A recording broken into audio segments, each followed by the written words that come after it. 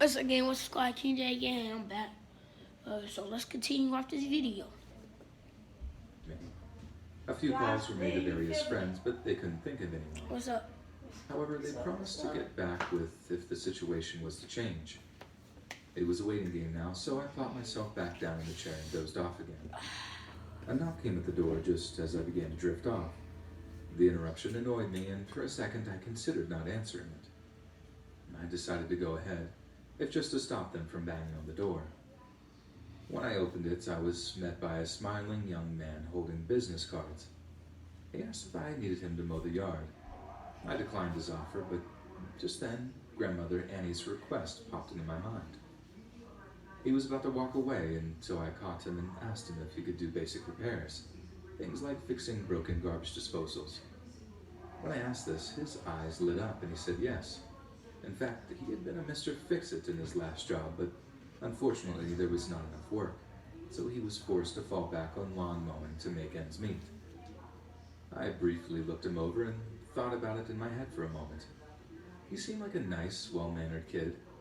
He said thank you. That was your first mistake. You can say about most people these days. Finally, I told him to give me a card. I might have a steady job for him. He did, and I promised to let him know in the morning. I let him go, and I returned to the house to enjoy my lazy afternoon. The next morning, I called Miss Annie, my family's name for her, to let her know I may have somebody, and I'd be sending him over that morning. When I hung up with her, I called the young man, Mark, and gave him the address. I told him he'd be doing small repairs and maintenance around my grandmother's house. At the end of each week, he was to come over to my place and I'd pay him. Once the specifics were nailed down, he thanked me and went on his way. With that out of the way, I focused on the task in front of me and put everything else out of my mind. When I returned home that day, I rang Miss Annie up to see how Mark had done.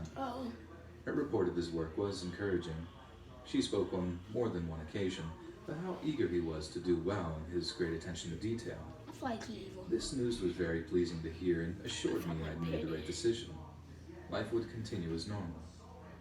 That Friday, Mark showed up at 6 p.m. to get his money and thanked me once again for the opportunity. Dinner was just moments from hitting the table, so I had to cut our talk short.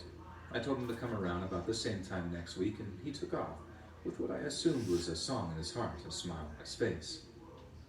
This routine would repeat itself for the next several months. However, as time went by, Mark's smile would fade, and his appreciation seemed to become more of an attitude of entitlement. So I guess he was nice at first. He wouldn't even say thank you, or anything for that matter. Now you just mean. He just snatched the money Demon from my probably hand got and him. walked away.